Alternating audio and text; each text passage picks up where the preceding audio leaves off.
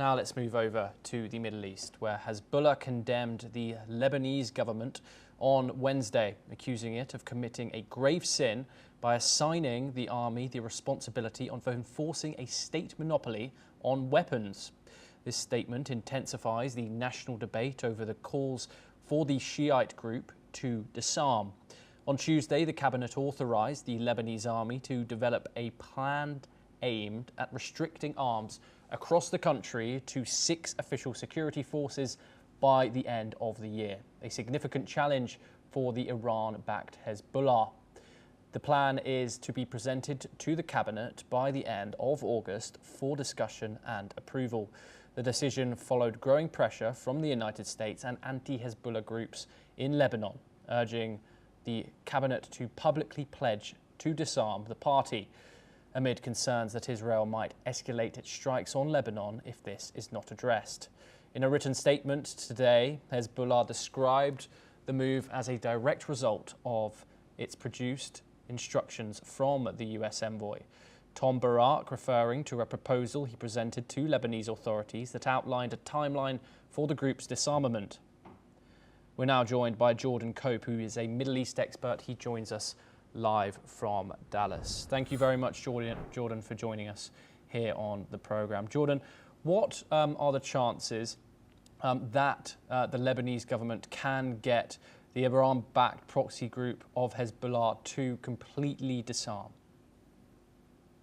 Hezbollah so far has expressed resistance towards the Lebanese government's demand that Hezbollah disarm, and that the ability to maintain arms remains reserved to the right of the state. Hezbollah ultimately has made very clear that it's supposedly, as it says in its own words, a betrayal to the Lebanese people and effectively a victory given to Israel. Now, Hezbollah has caused many of Lebanon's problems in recent years and decades, and it's not necessarily so much of an indigenous movement as people claim. In recent years, it's received approximately $700 million from its Iranian benefactors, and Hezbollah has sought to advance the Iranian Shiite Islamist vision that Iran has tried to export throughout the Middle East, as well as its terrorism. Iran has tried to create a nexus throughout the Middle East with other countries, such as in Lebanon, so that it can effectively and eventually attack Israel. And over the years, with Iran's help, Hezbollah has managed, at least in recent years, to amass a weapon stockpile that once reached as high as 150,000 rockets that were pointed towards Israel. Hezbollah remains one of the biggest concerns in the Middle East, not just to Israel, but also to the Lebanese people and the United States. In the 1980s, it conducted the deadliest terrorist attack against U.S. citizens in the history of the United States, at least when talking about terrorist attacks outside of the United States. Over 200 members of the U.S. Marines were killed in that barracks attack. And on top of that, one must not forget the Lebanese port blast in 2020, which many have suspected Hezbollah of being responsible for, having amassed weapons supposedly in the port and then interfering with judicial efforts afterwards. On top of that, the Hezbollah once engaged in a quasi-civil war and ultimately seized powers at one point to be able to exercise a veto on legislation.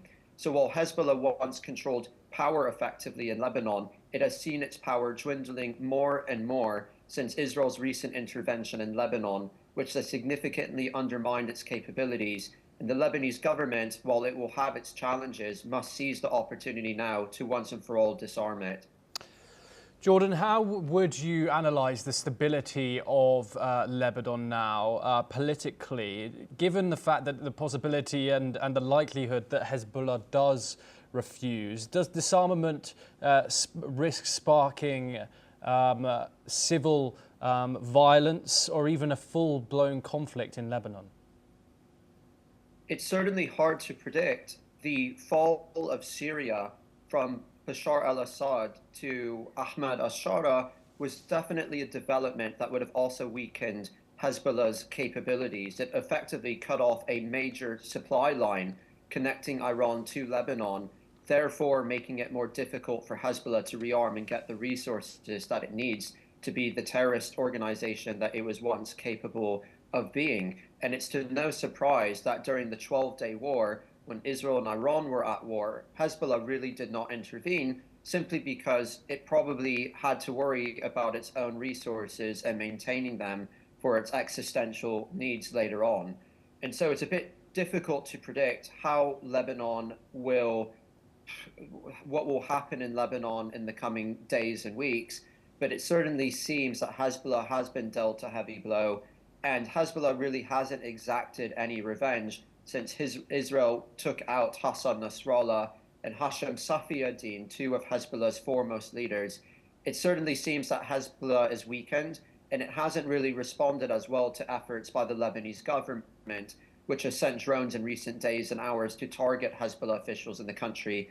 And Hezbollah itself hasn't really sent rockets into Israel, at least in recent days either. So these are important calculations to consider when making that consideration.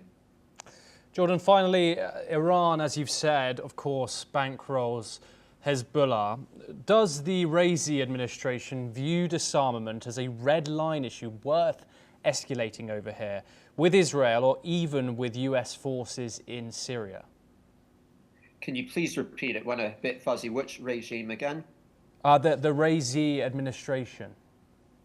The Raisi, okay. So Iran itself is a bit handcuffed, and it knows right now that it has a pending nuclear deal that it will either have to sign by the end of the month. And if it refuses to sign that at the end of the month, it can perhaps expect future US strikes in the future targeting Iranian infrastructure, especially that belonging to its nuclear program. So Iran is going to probably be slightly handcuffed in this situation. And Iran didn't respond as strongly as many would have expected during the war between Israel and Hezbollah. Hezbollah's resources and capabilities were seriously undermined.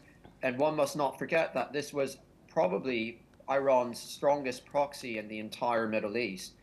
Iran has many proxies throughout the Middle East, but Hezbollah was really the one that many most feared in Israel of being able to actually conduct an attack and inflict serious damage.